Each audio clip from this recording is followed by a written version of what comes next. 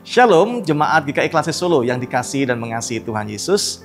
Hari ini bersama saya, Lukas Aditya Adriantos Darmati, Pendeta GKI Coyudan, kita akan merenungkan firman Tuhan dari 2 Tawarikh pasal yang kelima, ayat 11 sampai 14. Sebelum kita membaca dan merenungkan firman Tuhan, mari kita bersatu dalam doa. Terima kasih ya Tuhan buat segala kemurahan Tuhan yang boleh memberkati kami untuk memiliki kerinduan dalam hati kami belajar dari firman-Mu.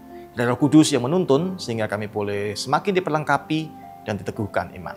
Dan kami menserahkan seluruh renungan kami dalam tangan pengasihan-Mu Tuhan. Dalam Kristus kami berdoa. Amin. 2 Tawarikh pasal yang kelima ayat 11 sampai 14. Lalu para imam keluar dari tempat kudus. Para imam yang ada pada waktu itu semuanya telah menguduskan diri, lepas dari giliran rombongan masing-masing. Demikian pula para penyanyi, orang Lewi, semuanya hadir, yakni Asaf, Heman, Yedutun, beserta anak-anak dan saudara-saudaranya. Mereka berdiri di sebelah timur mezbah, berpakaian lenan halus dan dengan ceracap, gambus dan kecapinya. Bersama-sama 120 imam peniup nafiri. Lalu para peniup nafiri dan para penyanyi itu serentak memperdengarkan paduan suaranya untuk menyanyikan puji-pujian dan syukur kepada Tuhan. Mereka menyaringkan suara dengan nafiri, ceracap, dan alat-alat musik sambil memuji Tuhan dengan ucapan, sebab Ia baik, bahwasanya untuk selama-lamanya kasih setianya. Pada ketika itu, rumah itu, yakni rumah Tuhan, dipenuhi awan, sehingga imam-imam itu tidak tahan berdiri untuk menyelenggarakan kebaktian oleh karena awan itu, sebab kemuliaan Tuhan memenuhi rumah Allah. Amin. Demikianlah pembacaan firman Tuhan. Berbahagia setiap kita yang boleh merenungkannya dan yang menghidupinya setiap hari. Saudaraku yang dikasihi Tuhan, Daud melihat kehidupan bangsa Israel yang sudah mapan dengan rumah tinggal masing-masing, merasa hatinya ada yang tidak pas dan tidak benar. Jika membiarkan tabut perjanjian, tempat atau tanda kehadiran Tuhan itu dibiarkan tinggal hanya di kemah saja.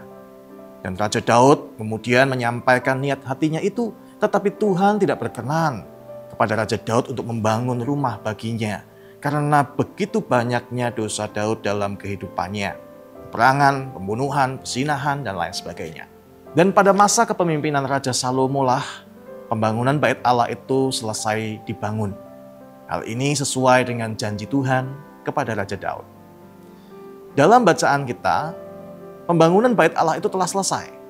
Raja Salomo mengumpulkan seluruh kaum Israel untuk menyaksikan peresmian bait Allah dengan masuknya tabut Allah itu ke dalam ruang Maha Kudus yang ada di dalam bait Allah itu. Proses peresmian bait Allah itu melalui berbagai ritual kurban hewan untuk pengudusan. Dan ini dilakukan dengan harga yang sangat mahal. Kita bisa melihat dalam 2 Tawarikh 5 ayat yang ke-6 mengatakan Raja Salomo dan segenap umat Israel yang sudah berkumpul di hadapannya berdiri di depan tabut itu dan mempersembahkan kambing, domba, dan lembu sapi yang tidak terhitung dan tidak terbilang banyaknya. Yang artinya harga dari pengudusan itu tidak mudah dan tidak murah. Demikian halnya dengan pengudusan umat yang Kristus lakukan di kayu salib. Adalah sebuah harga yang sangat mahal, bahkan lebih mahal dari korban kambing, domba, dan lembu sapi yang tak terbilang banyaknya tadi, yang sudah dikorbankan Salomo untuk mengangkut tabut perjanjian masuk ke ruang Maha Kudus di bait Allah. Karena darah Kristus yang dicurahkan habis di kayu salib, itu memikul dosa-dosa dunia. Demikian pula selayaknya ibadah kita kepada Tuhan, yaitu sebagai umat dan para pelayan yang menguduskan dirinya dalam setiap pelayanan ibadah yang dilakukan, ibadah yang dihadiri. Sebab ibadah kita sesungguhnya bukanlah sekedar rangkaian acara dan kegiatan ritual rutin, tetapi sebuah pelayanan dan ibadah yang menghadirkan perjumpaan umat dengan Tuhan.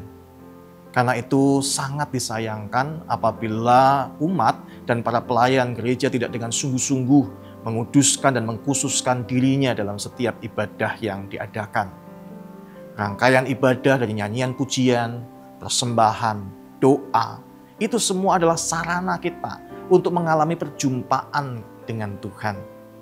Kita beribadah bukan sebagai penonton-penonton yang hadir untuk melihat sebuah pertunjukan atau konser, atau untuk mendengarkan orasi dan motivasi. Tetapi kita sedang datang mengkhususkan diri kita untuk berrelasi dengan Tuhan dan diperlengkapi untuk menjadi umat milik kepunyaan Tuhan. Bukankah 1 Korintus 6 ayat 19 berkata, "Atau tidak tahukah kamu bahwa tubuhmu adalah bait Roh Kudus yang diam di dalam kamu, Roh Kudus yang kamu peroleh dari Allah, dan bahwa kamu bukan milik kamu sendiri." Itu berarti bahwa ibadah yang kita datangi di gereja itu adalah sebuah gambaran. Tetapi bait Allah yang sesungguhnya yang harus dikuduskan adalah kehidupan kita sebagai umat Allah, tubuh kita. Karena itu marilah kita berhenti membangun tubuh kita dengan ambisi dan keegoisan. Tetapi jadikanlah tubuh kita sebagai tempat kudus Tuhan untuk memuliakan Tuhan dengan menyatakan kasih Tuhan di sepanjang kehidupan kita. Amin. Kiranya Tuhan menolong kita semua. Mari kita berdoa. Terima kasih ya Tuhan buat segala kemurahan Tuhan yang boleh mengingatkan kepada kami bahwa sesungguhnya Engkau berkenan menjadikan tubuh kami sebagai bait Roh Kudus. Karena itu mampukan kami untuk menguduskan hidup kami. Melalui ibadah-ibadah yang kami hadiri, kami pun datang dengan menguduskan diri dan mengkhususkan diri bagi Tuhan. Supaya firman-Mu, perjumpaan umat dengan Tuhan dapat membuat kami semakin disempurnakan. Dan kami mau serahkan ya Tuhan, kehidupan kami untuk menjadi alat bagi kemuliaan nama-Mu. Di dalam Kristus kami berdoa. Amin. Tuhan Yesus memberkati.